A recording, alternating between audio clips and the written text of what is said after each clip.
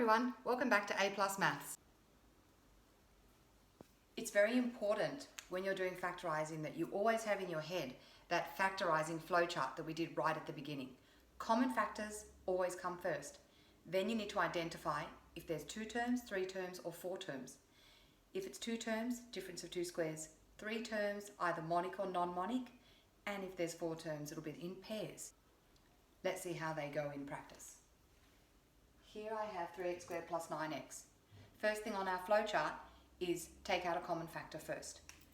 We have a common factor of 3 and an x. What's left? 3x times x gives me 3x squared, and 3x times plus 3 gives me 9x. It's very important that you now look inside your brackets. How many terms? 2. But this is not the difference of 2 squares because there are no squares involved, so we're finished. Keep checking all the way down the flow chart, get it right. This question here, we have no common factors. Always check for common factors first. Then we notice that we have 3 terms. So this is either monic or non-monic trinomial. We know that it's a monic trinomial because there's a 1 in front of the x squared. Hopefully you remember how to do them. X. It's got to multiply to give minus 10 and add to give minus 3. 5 and 2. And minus 5 plus 2 gives me minus 3. And I check minus 5 times plus 2 gives me minus 10. So I know I'm right. Up here, first thing, look for a common factor first. No common factors, so I move to the next line of my flowchart, which is how many terms. How many terms? 1, 2. That means it's a difference of 2 squares. The first thing I want to do is to write it in the correct form. You don't need to do this step. I just think that for some people they like to write it so that it helps them to get the next step right. And of course, I then have x minus 6y, x plus 6y by just following my rule. No common factors, so I move on to the next step. How many terms? 1, 2, 3. There's a number out the front. That makes it a non-monic trinomial. So I know that I need to start by doing 2x, all over 2. Times the 2 by the 10, don't forget. Multiplying to give 20, not 10, and adding to give 9. 5 and 4. Minus 5 minus 4 is minus 9.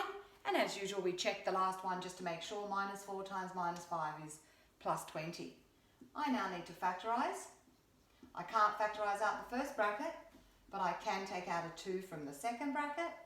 Of course, that cancels, and I'm left with 2x minus 5 and x minus 2, which is my answer. Coming up to number 5. Hopefully everybody recognises it as a 4 terms in pairs, but it's already half done for me. They're my common factor. This is really a common factor, not in pairs. And so I take it out and I'm left with p plus 3. That has been taken out.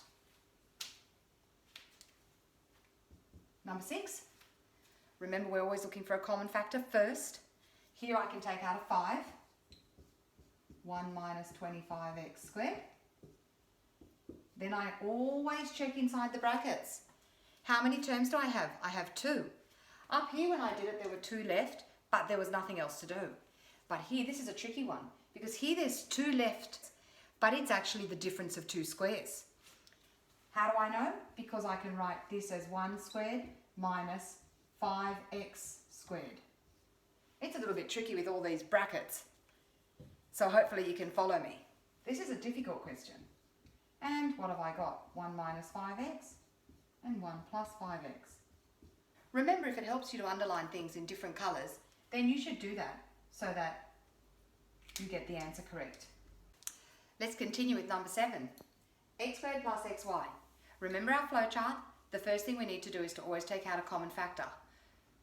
I can see that there's a common factor of x, and I write down whatever is left inside. X times x is x squared, x times y is xy. Of course, be careful. Make sure that the bit inside the brackets, there's only 2 terms left, and they are not the difference of 2 squares, so I'm finished. Always check that you've actually finished, because sometimes they'll keep them going. Here I have 3 terms, definitely a trinomial. It's appearing to be a non-monic trinomial, but don't forget our flowchart. I need to always look for a common factor first. And there is a common factor here of 2. So I better take out that 2 first and then see what happens. 3x squared minus 10x plus 2 times 7 is 14. I've now taken out the common factor, and inside these brackets I'm left with a non-monic trinomial. So I'd have to now do my non-monic trinomial. Don't worry about the 2, just leave him out the front and he's happy, he'll just sit there and wait for us to deal with him later. 3x, all over 3. We're not going to get confused, and we're not going to do anything different to what we already know. Don't forget to multiply your first number by your last. 3 7s plus 21. So we're multiplying to give 21 and adding to give 10. 7 and 3 work for that. Minus 7 minus 3. And minus 7 times minus 3 is plus 21. Of course, I know that I need to be able to factorise one or both of these brackets. Nothing can come out of the first bracket. I can factorise out of 3 from the second bracket.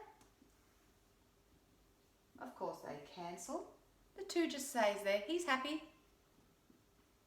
And I'm left with 2 outside of 3x minus 7 and x minus 1. And I'm finished, because nothing else inside can be factorised. Moving right along. Always look for a common factor first. I can see that there is a q in both of them. I write down whatever's left, p squared minus q squared. I have 2 terms left inside the brackets, but they're both squared, so it's the difference of 2 squares. And so I have p minus q and p plus q.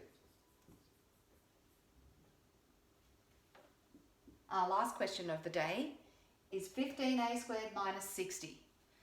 Always take out a common factor first.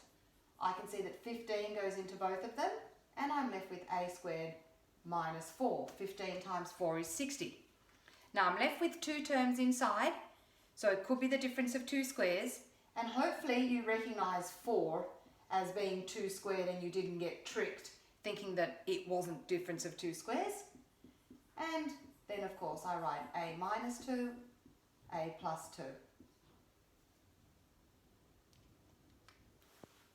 I will be posting up a video of very difficult factorising questions if you're looking for very difficult questions and you're good enough to do them.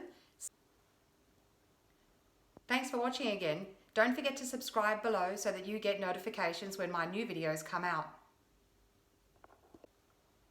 And remember, if you want to ask me any questions, either put a comment underneath the video or shoot me through an email at heidipostle@gmail.com.